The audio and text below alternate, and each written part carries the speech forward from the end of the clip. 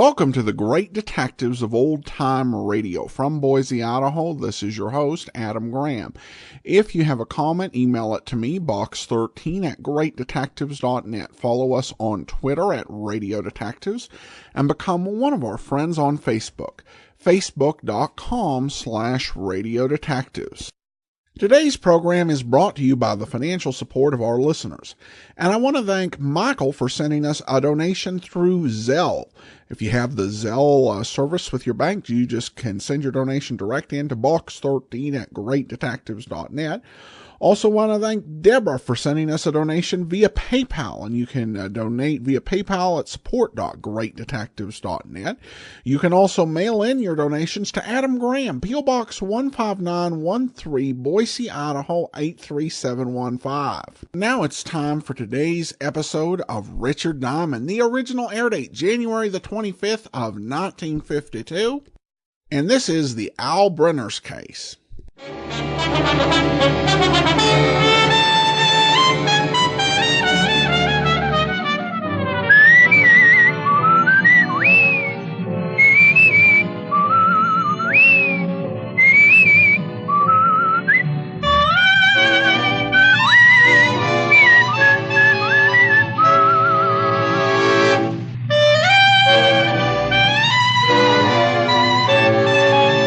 Here transcribed is Richard Diamond, Private Detective, starring Dick Powell.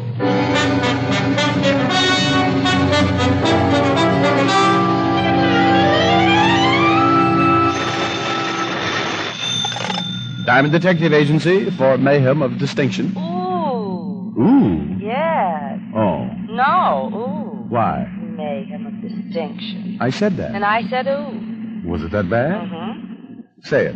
Diamond Detective Agency for mayhem of distinction. See? Yeah. Well, what am I going to do? About what? About slogans. Gets tough after a while. How about when I call you up, I give the slogan instead? Well, I don't know. What do you mean you don't know? Well, I'll have to give you an audition. All right. I need a new one every morning. Fine. Starting tomorrow morning. I'll call you back the minute I have one. Bless your heart. I'm going to see you tonight. Sure, about 7. Now, I'll call you back the minute I have one. Diamond? Well, What? Can I talk to you? sure, come on in. Rick? Somebody just came in. Oh. Bye. Bye. Wow. It's been a long time, Tiny. Yes. What can I do for you? I got a proposition. You do, huh? Yeah. How'd you like to make yourself $2,500? Tiny, I like money, but when a guy like you has a proposition... It's on the up and up, Diamond. Well, if it is, it's the first time. Well, all you got to do is listen. If you don't like it, you don't take it. For $2,500, I'll listen. You read the papers this morning? Yep. Al Brenners skipped. I read that. Al Brenners was supposed to appear before the grand jury. They had enough on him to put him away for 20 years. There's a reward. $5,000. Yep. Uh-huh. $2,500 would be half of that, wouldn't it? Just half. Where is he?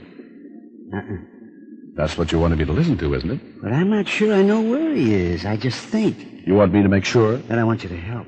I got the lead, but I don't want to turn him in. You know what happens if the boys find out you tipped me? Well, I give it a lot of thought. Look, Tiny, I got to be honest. I don't like you. Well, that's okay. I never did.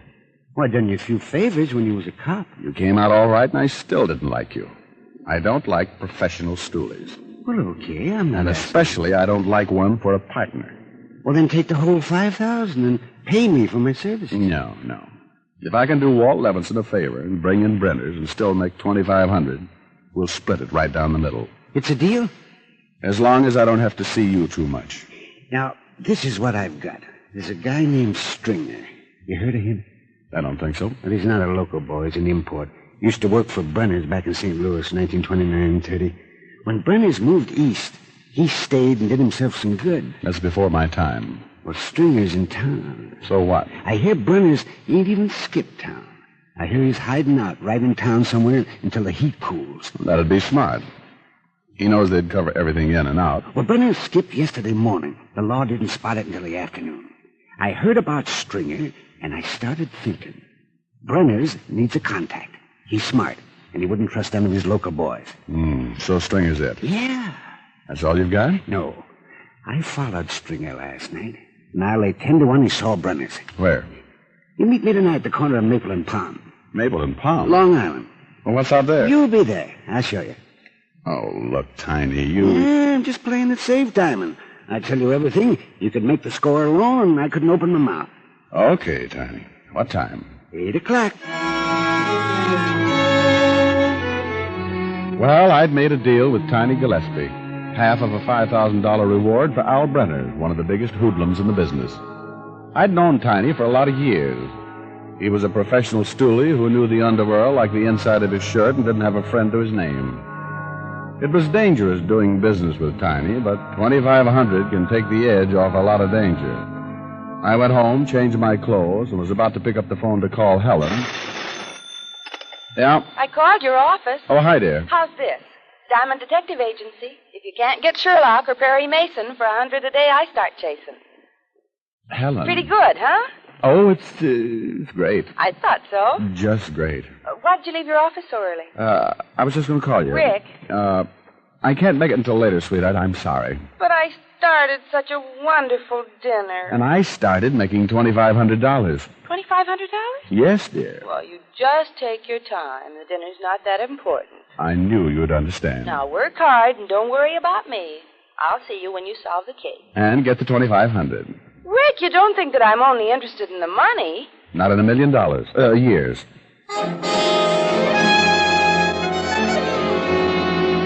Because Helen was so interested in my welfare, I managed to borrow her convertible, and by 8 o'clock I was parked at the corner of Maple and Palm on Long Island. It was easy to understand why Tiny had picked the spot to meet. It was as dark as a mine shaft, and there wasn't a house within a half mile. I lit a Camel, sat back to wait. It got to be 8:15, and Tiny still hadn't arrived. By 8:30, I was beginning to wonder if he ever would. And by 9, I was sure he wouldn't.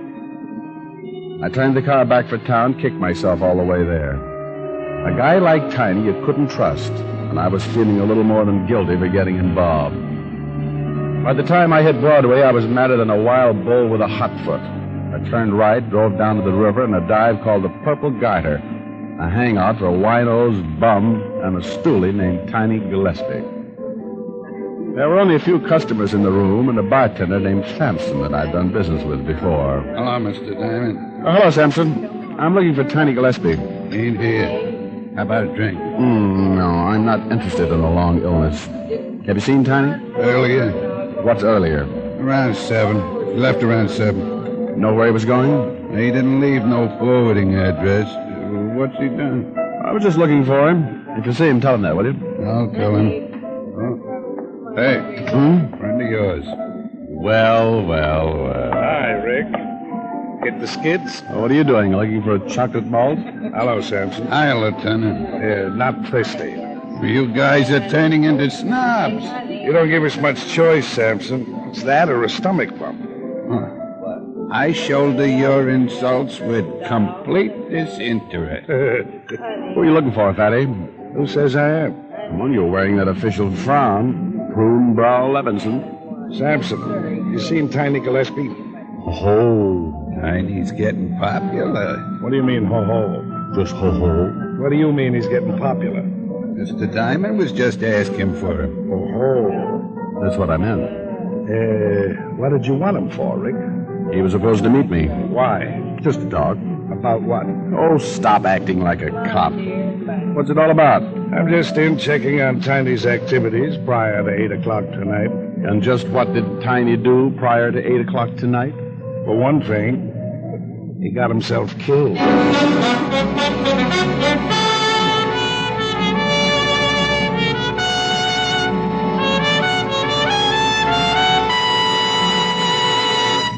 Before we continue with Richard Diamond, here are a few words about smoking enjoyment. For proof of the mildness of Camels, the makers of Camels went to noted throat specialists. These doctors made weekly examinations of the throats of hundreds of people with normal throats from coast to coast who smoked only Camels for 30 days. After making 2,470 examinations, the throat specialists reported not one single case of throat irritation due to smoking Camels. Make your own 30-day Camel test, the thorough, sensible test of cigarette mildness. Smoke only Camels for 30 days and enjoy the rich, full flavor of America's most popular cigarette. See how mild camels are, how well they agree with your throat. Pack after pack, week after week. You'll soon see that Camel is the steady smoke for you. How mild can a cigarette be? Make the Camel 30-day test, and you'll see. Smoke Camels and see. And now back to Richard Diamond, Private Detective, starring Dick Powell.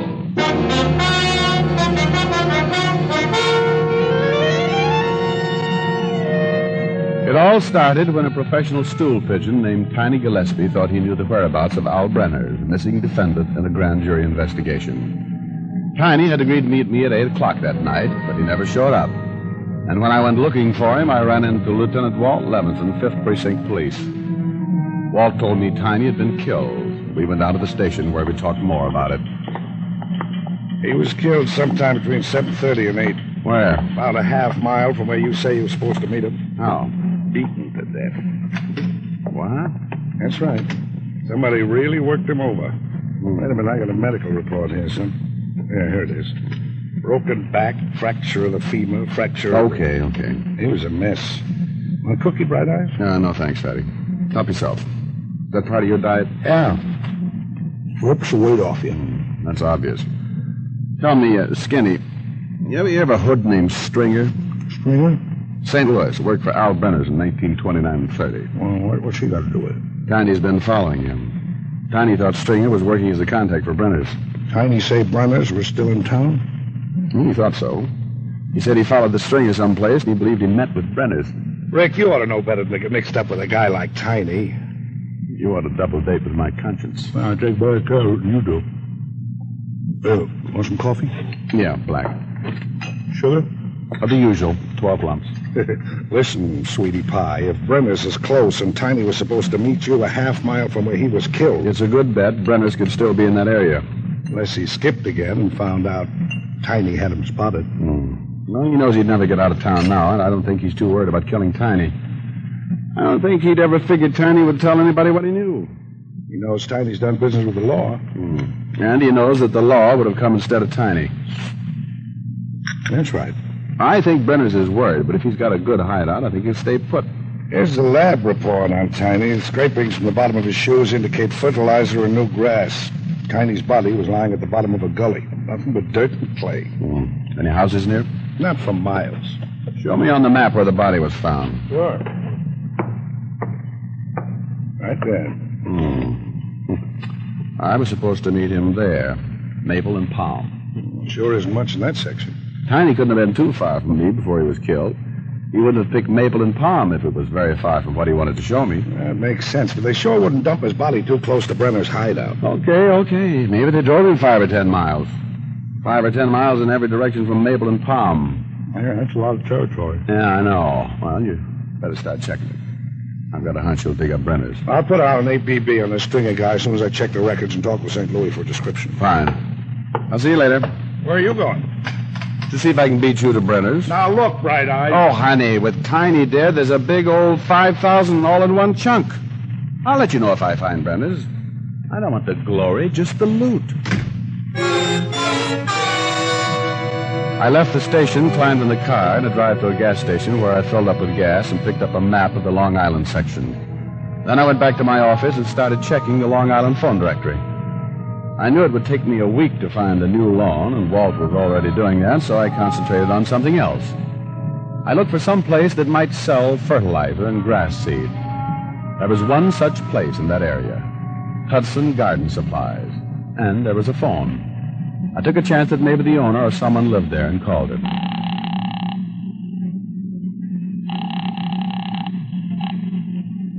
Yeah. Is this the Hudson Garden Supply? Huh? Is this the Hudson Garden... Yeah, who is this? Well, who is this? This is Hudson. Who is this? My name's Diamond. Well, what do you want? It's after 12. Did you sell any fertilizer or grass seed in the last 2 or 3 weeks? Are you kidding? You do sell fertilizer? Oh, look, wise guy. Oh, come on. This is police business. Police? Lieutenant Walt Levinson, 5th Precinct. I thought you said your name was... Diamond. You want us to come out and pull you out of bed? Oh, look, I'm sorry. It sounded like a gag. Well, have you sold any fertilizer or grass seed in the last few weeks? Oh, yes, and a lot of fertilizer. It's good fertilizer. Any grass seed? Yeah. To an address in that area? Yeah, a couple of weeks ago I sold a big load. Who'd you sell it to? Well, I don't remember the bill. I'll have to look it up. Look it up. Well, now? Unless you want us to come out there and help you. Well, okay. Hold the phone. What a job.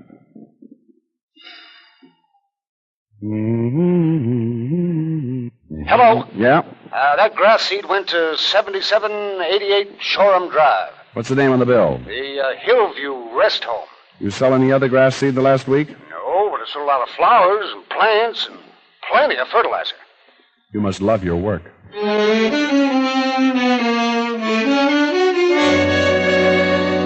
I climbed back into the car and headed back for Long Island on 7788 Shoreham Drive. 40 minutes later, I pulled up on a lonely, dark road and turned the car lights out. The Hillview Rest Home stood out against the moon like a lonely castle. It was dark, except for a light in one of the wings, and the grounds were surrounded by a high fence. I got out of the car and started walking. I kept going until I found a section of fence that a man might climb and not be seen from the house. I went up and over, dropping down and stopping my fall with my hands. When I felt my hands, they were wet and covered with new grass. There were about 100 yards between the fence and the main building, and the moon reflected off the wet grass like a mirror. If anybody was watching from the house, I'd never make it without being seen. I bent as low as I could and ran about halfway and stopped, listening. It was like a bad dream, crouching under the moon, trying to make my breath come out slowly so it wouldn't show against the cold, and feeling like I wanted to dig a hole and hide right there, or better still, wake up. I started again, running low, looking from side to side, but never behind. I got to the main building and slammed myself against it. I stayed there until I caught my breath. Then I moved around to the front door and tried it. I got the surprise of my life. It was open. I found myself standing in a large room, dark except for a small red light burning over a door at the back. A staircase to my left led to the floors above, and there was another smaller room to my right that was black except for the shafts of moonlight slanting down through the barred windows. Barred windows and an open door. Something was wrong. Don't move. Don't move.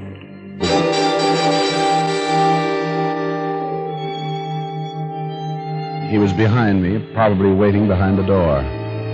When I came in, and with the door unlocked like that, I figured he had been expecting me. You turn around, I'll shoot you.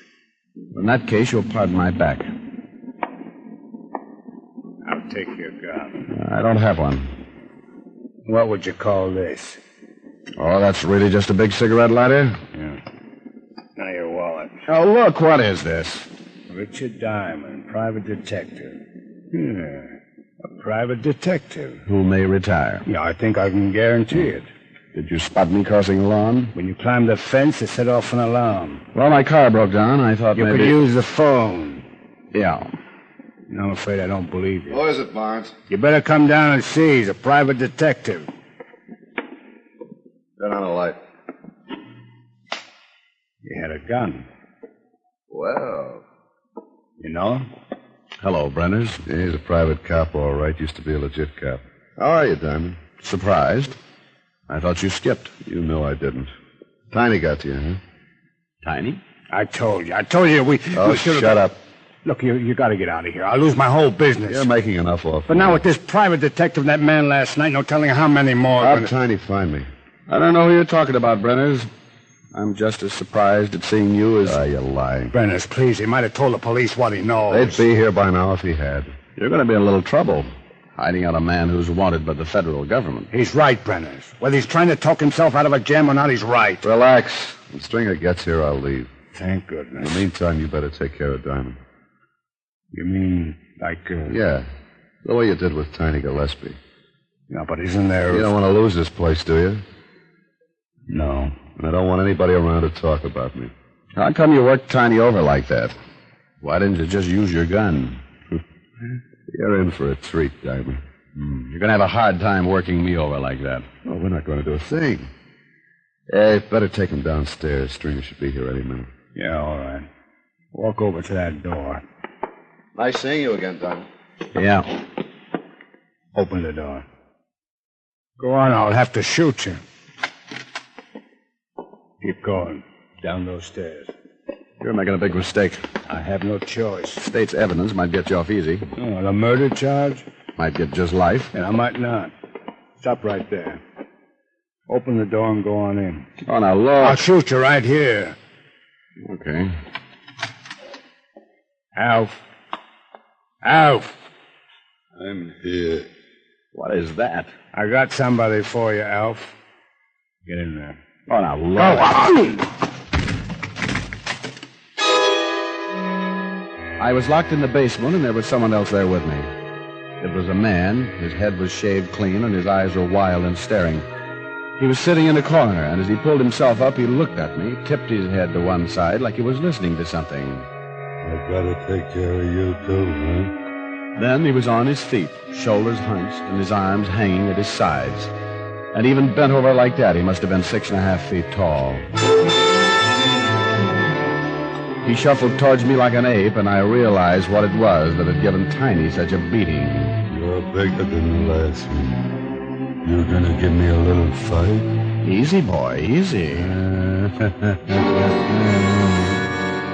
I put my back to the wall and kept circling him, but he seemed to enjoy watching me try to get away. He'd reach out, and when I'd duck, he'd smile a horrible mouthful of teeth and rub his hands together like a little kid with a new game. I kept moving, talking to him, trying to calm him down, but I knew there wasn't a chance.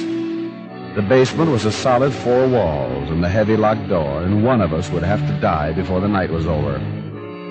The way things stood, it was pretty obvious who it was going to be, and if I kept running, I was going to get tired and die a lot quicker. I stopped. Don't you want to play no more? He looked almost unhappy, like he wanted to keep on playing and wasn't going to be able to. He started moving in again, and I kicked him as hard as I could in the stomach. He doubled over, and for a second I felt bad, then he straightened and rushed me. He got his arms around me, and it was like being caught by a boa constrictor. The harder I fought, the tighter he squeezed. I started to pass out. Thought I heard shots. Then he picked me up over his head and threw me the length of the room. I tried to sit up, but I was too dazed. In the half-light, I watched him shuffle in, his arms swinging. He was so strong and didn't even know he was fighting a man. Just a doll that wouldn't play anymore, and he was going to break it in 1,000 pieces. He reached for me just when somebody on the other side of the door started shooting. The giant stopped as the bolt of the door was pulled back, and then he turned. Rick! You come to fight me, too? Look out, boss.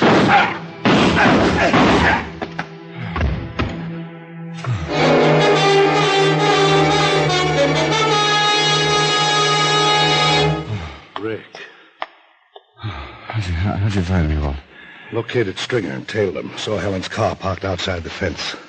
What is that thing over there? Oh, just an animal. It used to be a man, I guess. That's the way Tiny got killed. Ugh. How bad are you? Oh, just shaken up. But another couple of minutes and... Well, I'll give you a hand. Thanks. You get Brenners? Yeah, they're putting him in the car. Lean on me. I'm okay. What was all the shooting outside the door? Oh, Barnes. He didn't want to let me in. Who told you I was down here? The minute we came through the front door, Barnes headed down the stairs. I spotted him and went after him. Oh, bless your little heart. What are you going to do with that $5,000? Oh, Walt, I'm going to buy you the best present you ever had in your life.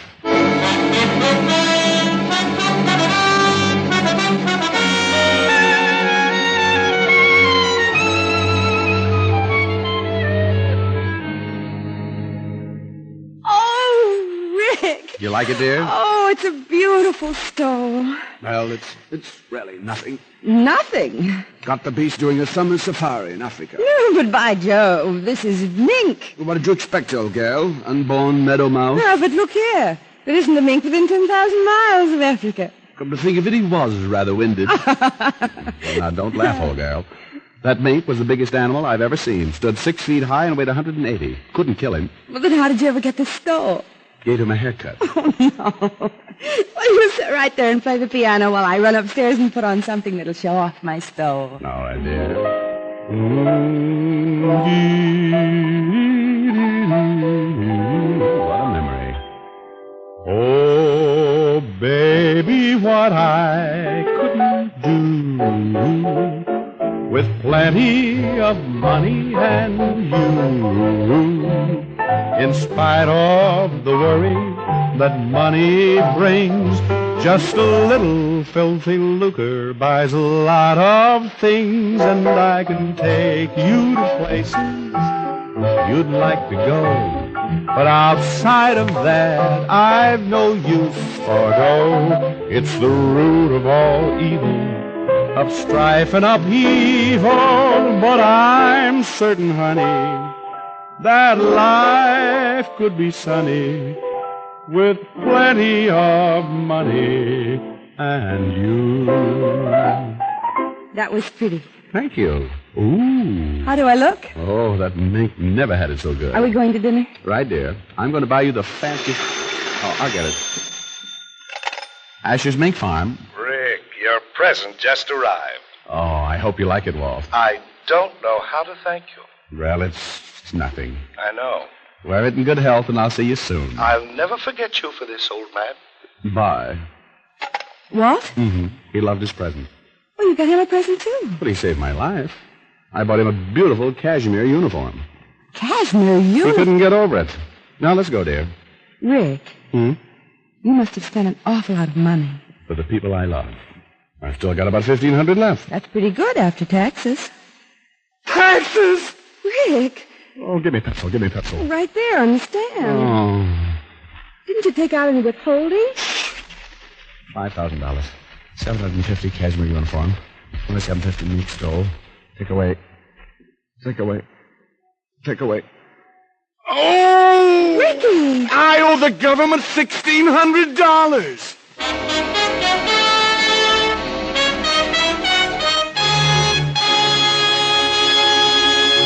Dick Powell will return in just a minute.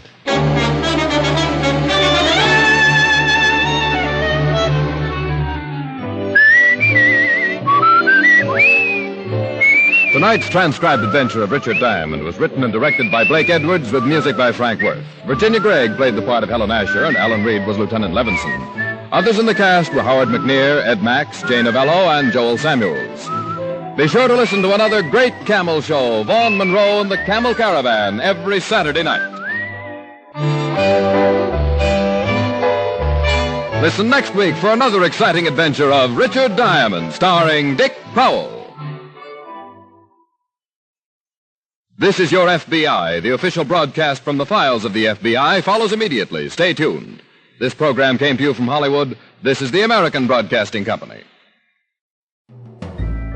This is Andrea J. Graham, author of the Web Surfer series, Oh, and of Madam's Wife. You're listening to the Great Detectives of Old Time Radio.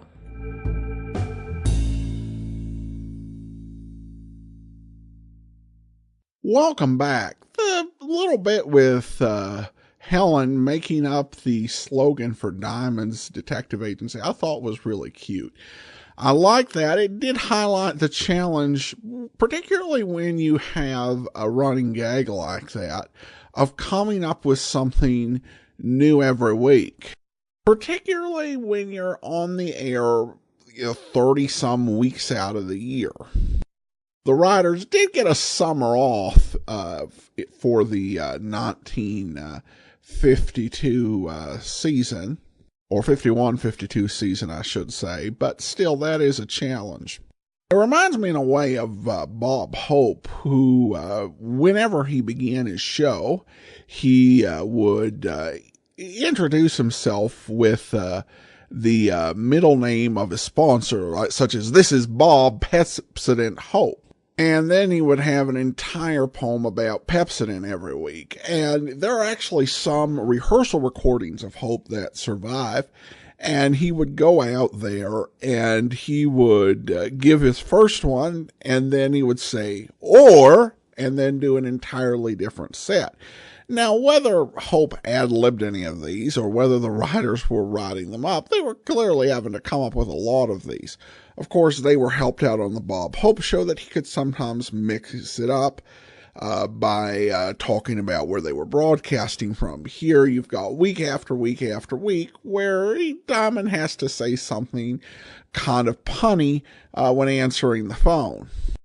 Of course, the end part at taxes does highlight how high the tax could be on a windfall.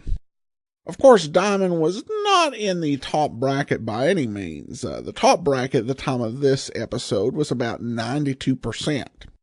In the novels, Nero Wolfe would stop working when he reached a certain income threshold because it did not make sense to go and do work if 92% of it went to the government. All right, and we turn to listener comments and feedback now, and we have a comment from Deborah who says that we play your podcast during our break and mentions the name of the company. I won't. Glad to be of service, Deborah. And also, Daniel says, I'm really starting to worry about Rick. These bumps on the head are piling up. Somebody needs to enforce a concussion protocol. Yeah, old-time radio detectives probably took more concussions, head injuries than your most beat-up pro boxer or pro football player.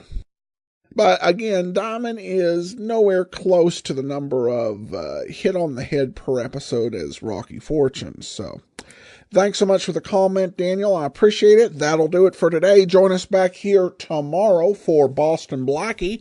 And then next Wednesday, it's another episode of Richard Diamond. In the meantime, send your comments to box13@greatdetectives.net. Follow us on Twitter at Radio Detectives and become one of our friends on Facebook, facebook.com/Radio Detectives.